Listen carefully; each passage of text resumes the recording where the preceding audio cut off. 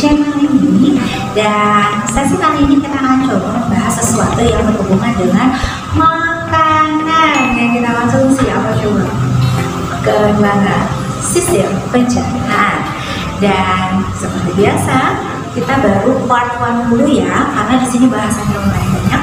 Dan di part 1 ini kita akan coba bahas tentang organ-organ dari sistem pencernaan. Seperti apa? Dan kita akan bahas cuma seperti biasa. Let's check this out.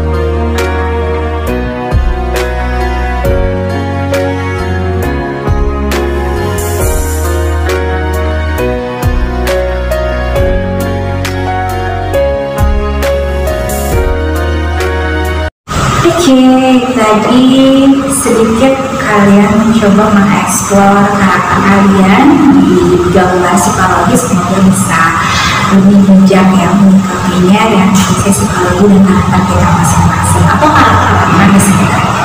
Langsung aja yuk kita bahas organ-organ penyusun sistem pencernaan di video kali ini.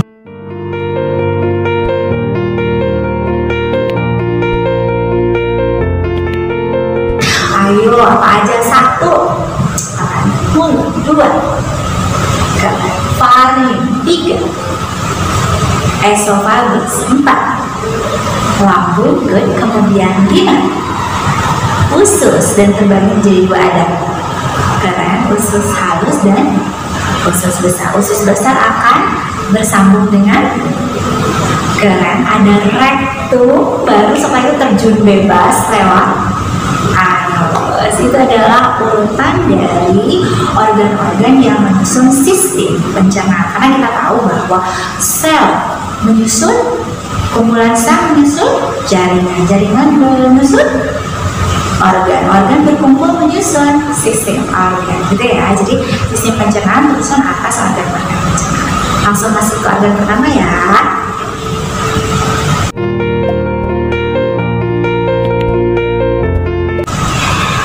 Organ pertama kita adalah mulut, dimana di mulut ini ada 3 organ utama juga gitu ya, tersusun atas beberapa part yang memang sangat penting dalam proses pencernaan, baik itu secara kimia ataupun juga secara mekanik. Nah, kalau mekanik itu adalah pencernaan yang melibatkan adanya gerakan atau gesekan. Sementara kimia itu adalah proses pencernaan yang melibatkan apa ya, kimianya dari karena ada enzim ya. Nah, enzim di sini bertugas untuk menguraikan struktur yang lebih kompleks menjadi lebih sederhana sehingga pada akhirnya bisa diabsorpsi. Apa itu absorpsi?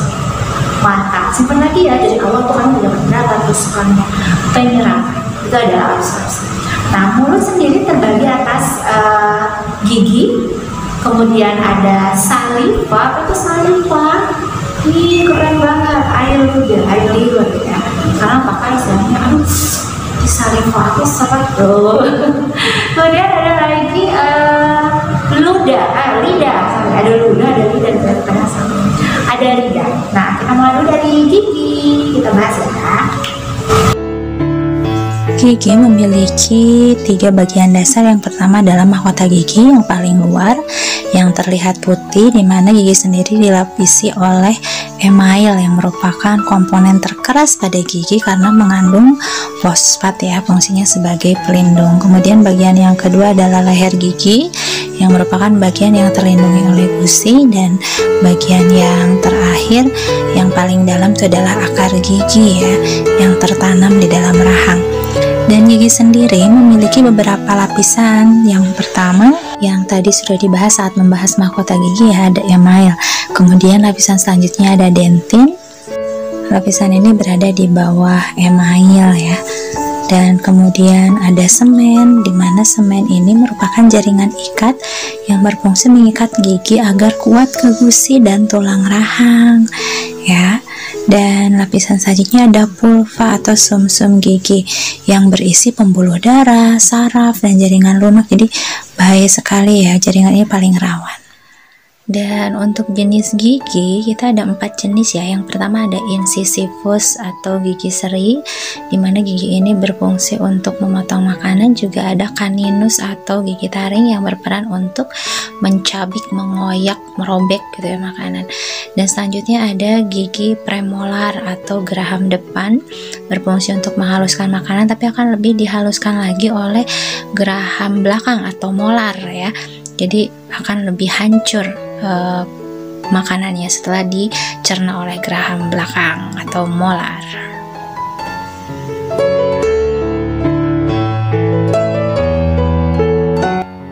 Ya, sekarang kita coba bahas rumus gigi ya. Kita awali dengan menggambar rahang. Ada bagian atas dan bawah, juga sebelah kanan dan kiri. Kemudian misalnya yang sebelah sini adalah rahang atas kanan kiri dan rahang bawah kanan kiri. Kita coba sekarang tulis jenis giginya. Ada ICPM, incisor, caninus, premolar, molar. Jangan lupa susunannya gigi seri atau incisor selalu di depan dan urutannya sampai ke belakang molar ya. Sebelah bawah sekarang rahangnya bagian kanan ICPM, dan kita susun dengan rahang bawah sebelah kiri ICPM juga. Untuk jumlahnya, untuk gigi susu itu rumusnya adalah 2, 1, 2, 0. Kita mulai dari rahang atas 2, 1, 2, 0, dan sebelah kanannya 2, 1, 2, 0. Itu ya rumusnya ya. Dan ditulis lagi jumlah yang sama untuk yang bawah sebelah kiri. Kalau misalnya kita mau rubah menjadi jumlah totalnya menjadi 20 buah gigi untuk gigi susu. Nah, kalau misalnya kita mau nyari rumus gigi dewasa, tinggal diganti aja deh gigi molarnya atau geraham belakangnya, diganti dengan angka 3 semuanya.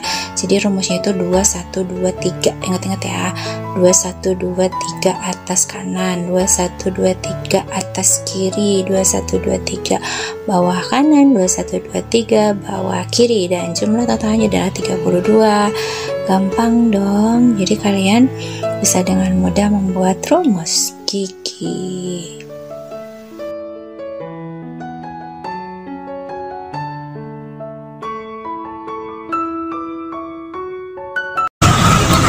Oke, tadi adalah konsep gigi, di mana ada jenis juga ada peran masing-masing. Nah, sekarang kita masuk ke saliva. Tanpa kalian sadari, satu malam itu kita menghasilkan kurang lebih 2,5 liter saliva. Banyak banget dong kalau ditampung ya. Tapi kita nggak nyadar dong, karena itu mengalir dalam tubuh kita, membantu proses pencernaan secara kimia. Ada yang tahu enzimnya?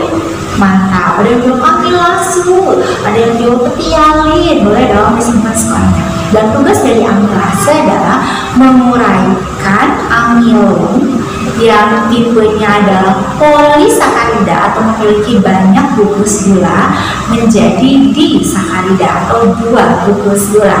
Nah, di sini amilase sendiri terdapat pada 3 tempat yang berbeda.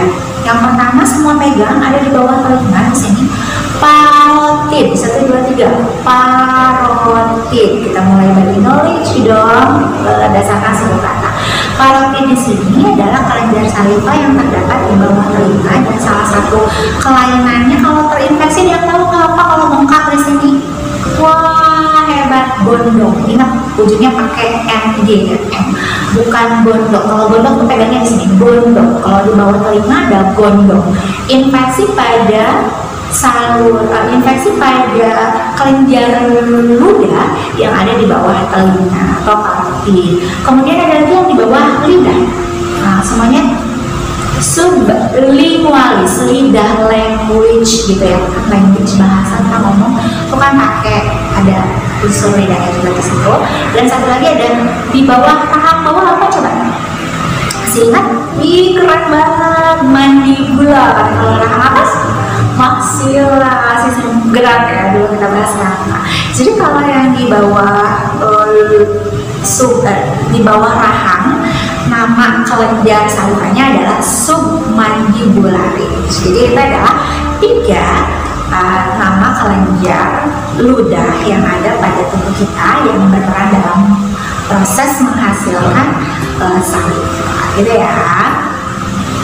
Dan satu part lagi di bagian mulut adalah lidah, di mana lidah bertugas untuk membantu menempatkan posisi makanan di antara gigi supaya mudah untuk dilakukan pencernaan secara mekanik, juga menempatkan makanan kita supaya terdorong menuju ke faring agar bisa ditransfer ke organ selanjutnya. Jadi membantu memposisikannya, itu peran lidah dalam sistem pencernaan. Bu, kalau merasa, kalau merasa itu bahasanya beda nanti di sistem regulasi. Peran indera, ya, jadi peran lidah sebagai alat indera perasa. Jadi kalau di sistem pencernaan nanti perannya adalah untuk menempatkan makanan. Tolong dibedakan ya. Dan produk dari pencernaan mekanik juga kimia dari mulut itu disebutnya bolus, bola-bola halus. Itu plesetan aku aja, tapi biar gampang. Jadi kalau kamu udah munyahnya ingat lebih bagus 33 kali pernah denger dong, tapi sebenarnya bisa lebih atau kurang dari situ ya. Asal jangan punya telan gitu. Nah kalau cepet ditelan, sedikit mengunyah itu keluarnya, nanti si bolusnya itu akan dicerna lebih ekstra di lambung gitu. Tapi kalau kita udah mencernanya lebih halus di mulut, berarti kan lambung kerjanya nggak ekstra, beda ya.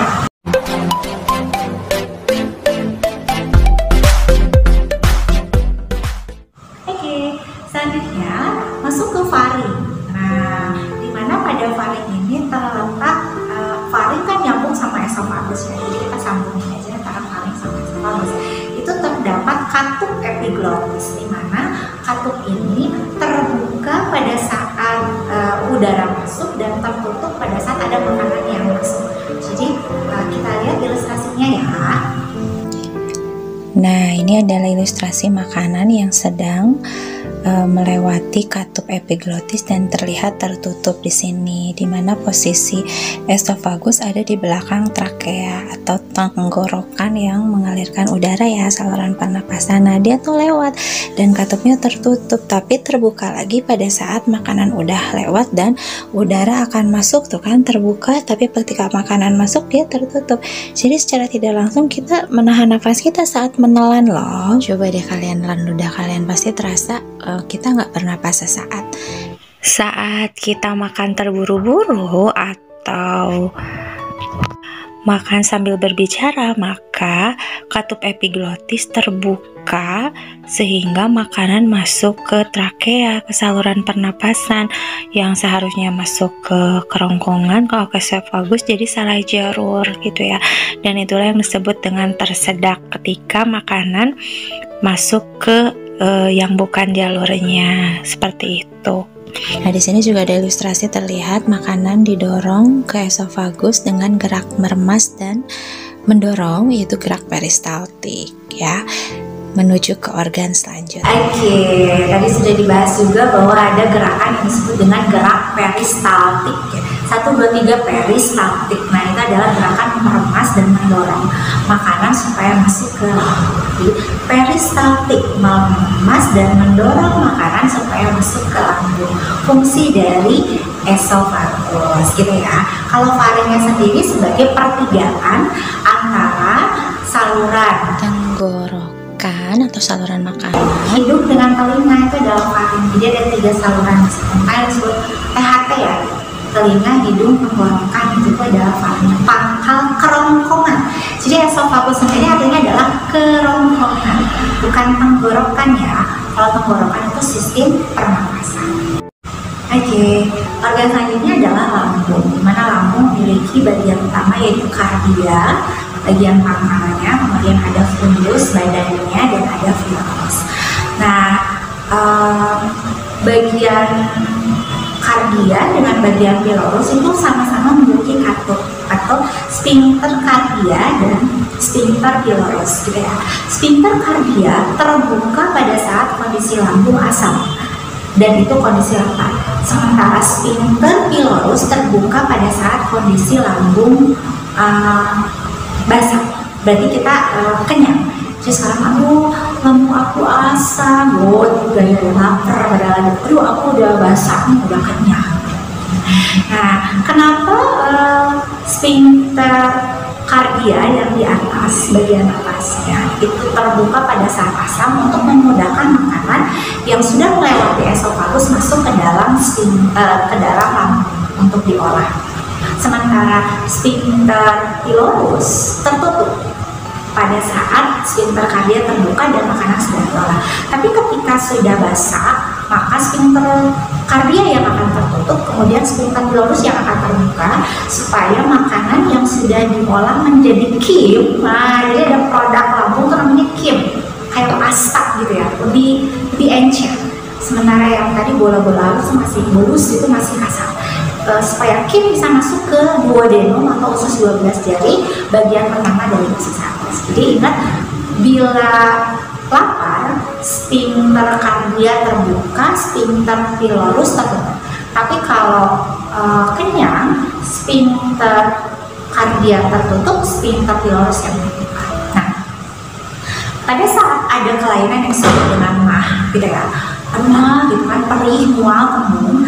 Nah, itu berarti ada jam makan yang terganggu. Jadi pada saat lambung asam membutuhkan adanya asupan makanan yang masuk, ini tidak ada makanan. Kondisi makanan tidak ada ini menyebabkan naiknya asam lambung, menyebabkan perasaan kembung dikarenakan sphincter pilorusnya masih tertutup dan tidak bisa mentransfer gas.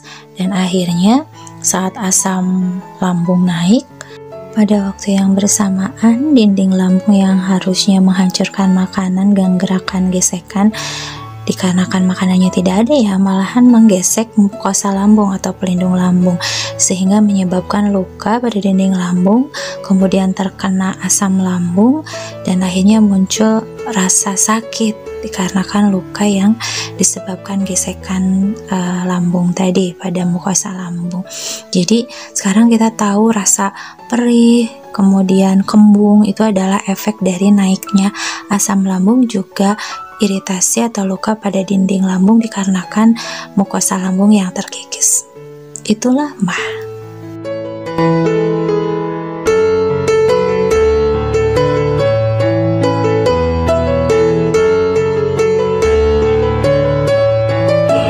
Enzim apa saja sih yang terlibat dalam proses pencernaan kimia di lambung? Kita coba body knowledge ya. Nah, karena HCl itu yang tadi kita bahas bukan enzim ya, tetapi adalah zat yang melindungi lambung kita dari mikroorganisme yang berbahaya. Jadi dia itu sebagai proteksi dengan kadar asamnya. Yang pertama ada pepsin. Oke, kita minum Pepsi dong, soda. Bisa sama sedih. Ya, pepsin, dan ada renin. Nah, gitu ya. Sekali lagi, pepsin yang tugasnya adalah merubah ya, protein menjadi pepton. Oke, ini adalah pepton. P-nya adalah pepton, bukan pepsin ya, karena pepsinnya adalah minuman. Jadi kamu bayangin kamu lagi megang kaleng botol minuman Pepsi, gitu ya. Dan tugasnya apa? Mengubah protein menjadi pepton. Oke, itu tugas pertama. Jadi protein itu kan kompleks, pepton itu lebih sederhana dibandingkan dengan protein. Kemudian ada renin. Kalau renin itu menggumpalkan, kasein susu. Oke, di susu nih ada susunya, K-nya nih K, kasein susu. Jadi tugas dari renin ada kaitannya dengan protein dan lemak di lambung, ya. digumpalkan di situ supaya bisa dicerna. Kemudian satu lagi ada lipase. Nah, lips itu kan bibir ya, lipid. Lipase mengubah lipid atau lemak menjadi gliserol, dikit-dikit ya, gliserol dan asam gitu ya, asam lemak. Sekali lagi, lipase mengubah lipid menjadi gliserol dan asam lemak. Oke, itu adalah 3 enzim yang ada pada lambung.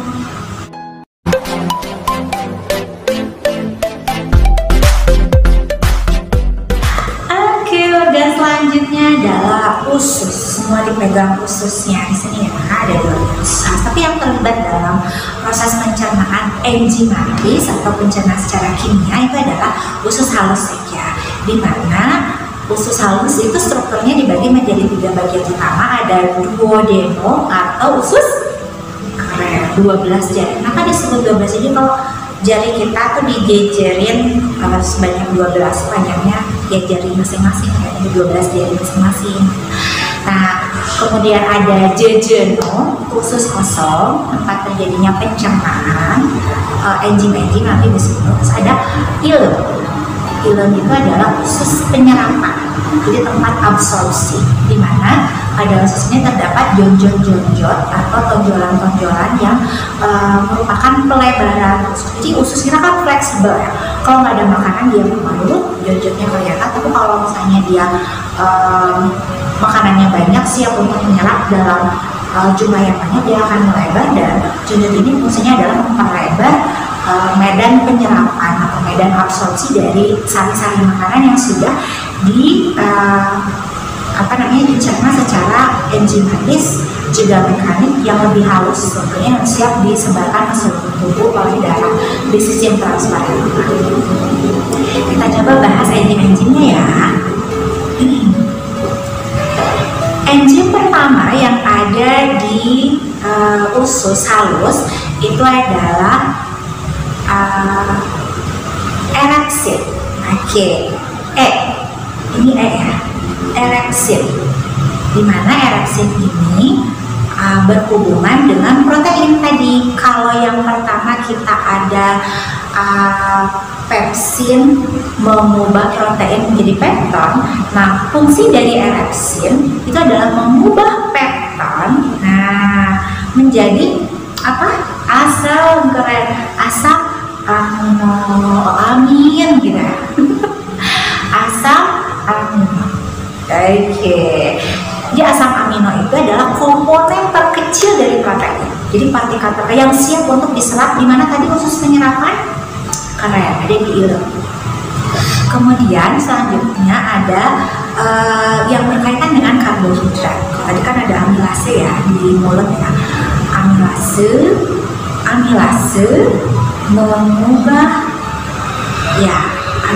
mengubah apa tadi? Amilum. Oke. Amilase mengubah amilum menjadi disaharidat. Nah, sekarang kita punya maltase. Kalau enzim tuh ujung-ujungnya se. Nah, nama susah di akhir rubahnya biasanya mirip gitu ya. Maltase mengubah maltosa dibalikan menjadi 2 glukosa. Kita punya G-nya glukosa. Kalau ini apa? Oh, keren, gliserol. Sekali lagi ada maltase mengubah maltosa menjadi 2 glukosa. Maltosa itu termasuk disakarida yang dirubah di mulut, 2 gugus gula. Gugus gulanya tersusun atas 1 glukosa ditambah 1 glukosa, karena glukosa ini disebut monosakarida. 1 gugus gula, 1 tambah 1 2. Selanjutnya ada laktase. Kalau tadi kan maltase, sekarang ada laktase. Laktase mengubah laktosa menjadi glukosa dan galaktosa. Di sini ada galaktosa ya, galak ke depan. Galak. Jadi glukosa dan galaktosa itu monosakarida tambah monosakarida jadi dua disakarida dong. Disakaridanya apa? Laktosa. Kalau enzimnya apa? Laktase, gitu ya. Dan yang ketiga ada enzim sukrosa. Nah, sukrase ya, sakarase. Sukrase ada yang bilang juga sakarase. Dimana sukrase ini mengubah sukrosa dibaliknya. Ini pokoknya gerakan tangan kamu, gerakan jari kamu seperti ini itu kebalikan. Pokoknya ada sukrase menjadi fruktosa. Oke, ada fruktosa. Kalau dulu kita bahasnya fotosintesis ya kalau di tumbuhan, tapi kalau di enzim ini adalah fruktosa. Dimana fruktosa adalah monosakarida juga ditambah glukosa. Jadi ternyata di sakarida itu semuanya tersusun atas glukosanya juga. Glukosa plus fruktosa jadi sukrosa. Kemudian ada glukosa plus galaktosa jadi laktosa. Kemudian ada glukosa tambah glukosa jadi maltosa. Enzimnya ada apa? Maltase, laktase, dan sakarase. Oke, itu adalah enzim-enzim yang terlibat dalam penguraian disakarida menjadi monosakarida yang siap untuk diabsorpsi pada usus halus. Tepatnya di mana tadi? Keren, ileum, usus penyerapan. Oke, satu lagi enzim yang terlibat di usus halus itu adalah enterokinase. Dimana tadi kan ada erepsin ya, yang mengubah pepton menjadi apa? Wih, keren, jadi asal ngomongin amin gitu. Misalnya ketika kamu meminta Allah mengabulkan, kamu juga ingat biologi. Ya, oke. Nah, itu sebelum jadi erepsin itu bentuk pasifnya adalah erepsinogen. Nah, erepsinogen ini akan diaktifkan oleh enterokinase menjadi erepsin. Baru deh jadi bisa menguraikan pepton tadi kita ya. Dan sekarang kita masuk ke kelenjar sebenarnya ya. Kalau organ sih, kalau organ selanjutnya kan pastinya usus besar, gitu ya. Dimana usus besar ini akan terlibat dalam pencernaan secara mekanik aja. Tapi ada satu kelenjar dimana ada enzimnya juga, tapi enzimnya itu akan didistribusikan ke usus halus. Jadi kalau ditanya di mana tempat terjadinya pencernaan, ya di usus halus. Tapi kalau penghasil enzimnya itu adalah pankreas. Jadi di sini ada kelenjar pencernaan. Kalau organ pencernaan adalah yang dilewati makanan. Kalau kelenjar ini terlibat dalam proses penghasilan enzim di sini ya. Kalau hati, nah hati juga termasuk kelenjar yang terbesar. Jadi ada dua kelenjar yang terlibat dalam pencernaan. Ada hati, ada pankreas. Kalau pankreas sendiri menghasilkan yang pertama enzim yang sama dengan lambung untuk lemak apa? Keren, apa? Lipase. Jadi lipase mengubah apa? Lipid menjadi asam lemak dan kolesterol. Kemudian ada yang sama dengan tadi. Nah ini ya kita belum ya, ada amilase ya. Amilase mengubah amilum gitu kali ya. Itu body knowledge-nya ya.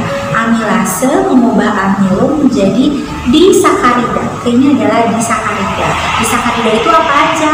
Maltosa, laktosa, dan apa tadi? Sukrosa. Oke. Dan akan dicerna lagi di usus halus. Nah, jadi ada kesamaan, diulang ya. Pankreas menghasilkan yang pertama tadi lipase, kemudian ada juga amilase.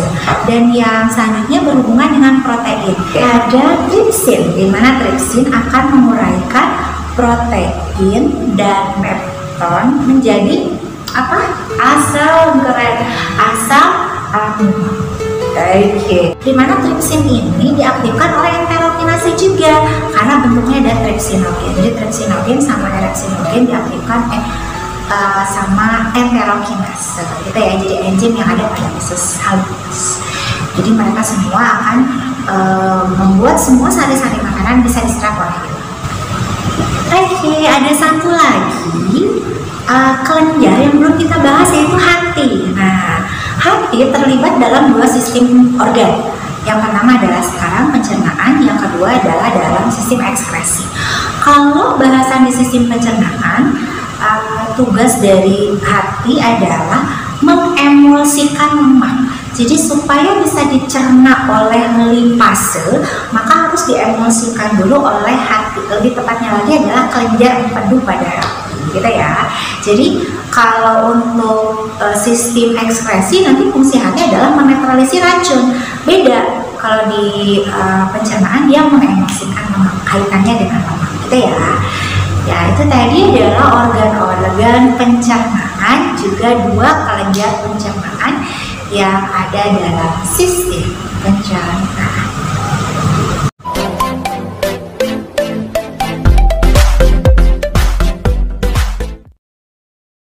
Oke, pembahasan usus selanjutnya adalah usus besar, di mana usus besar ini merupakan bagian yang bertugas untuk menyerap kelebihan air dan garam pada makanan-makanan yang tidak bisa diserap di usus halus. Jadi zat sisa sepertinya ya, lebih tepatnya.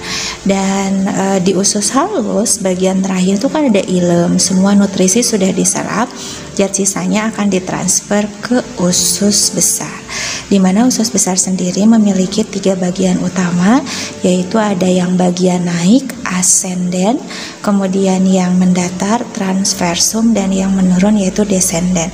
Dan nanti descenden akan bersambung dengan rektum atau muara, tempat transitnya feses sementara sebelum dikeluarkan melalui anus yang merupakan bagian terakhir dari sistem pencernaan. Dan bagian awal dari usus besar itu adalah sekum atau usus buntu. Jadi kalau kalian dengar kata usus buntu, itu bukan nama penyakit ya, tapi nama organ bagian akhir dari usus halus dan bagian awal dari usus besar. Jadi itu adalah fase transisi, di mana sekum ini memiliki bagian yang disebut dengan appendix atau umbai cacing. Orang evolusi sih bilangnya itu adalah sisa-sisa transisi kita dari hewan ya, karena kita berevolusi, padahal nonsen ya. Semua organ yang kita miliki diciptakan sempurna. Sampai sekarang itu belum diketahui memang fungsi real dari umbai cacing itu apa, cuma memang terkadang tersimpan terendap di situ zat-zat sisa yang tidak bisa dikeluarkan sehingga menyebabkan peradangan, apalagi makanan-makanan yang pedas, dan menyebabkan kelainan yang disebut appendicitis atau peradangan pada umbai cacing. Jadi namanya bukan usus buntu ya kelainannya, tapi appendicitis. Oke. Dan kelainan pada usus besar itu disebutnya adalah salah satunya konstipasi, atau biasa dikenal dengan istilah susah buang air besar, sembelit ya. Dan itu bisa ditanggulangi dengan mengkonsumsi banyak makanan yang berserat seperti sayur-sayuran dan buah-buahan yang bisa membantu proses pengeluaran feses menjadi lebih lancar dan nyaman.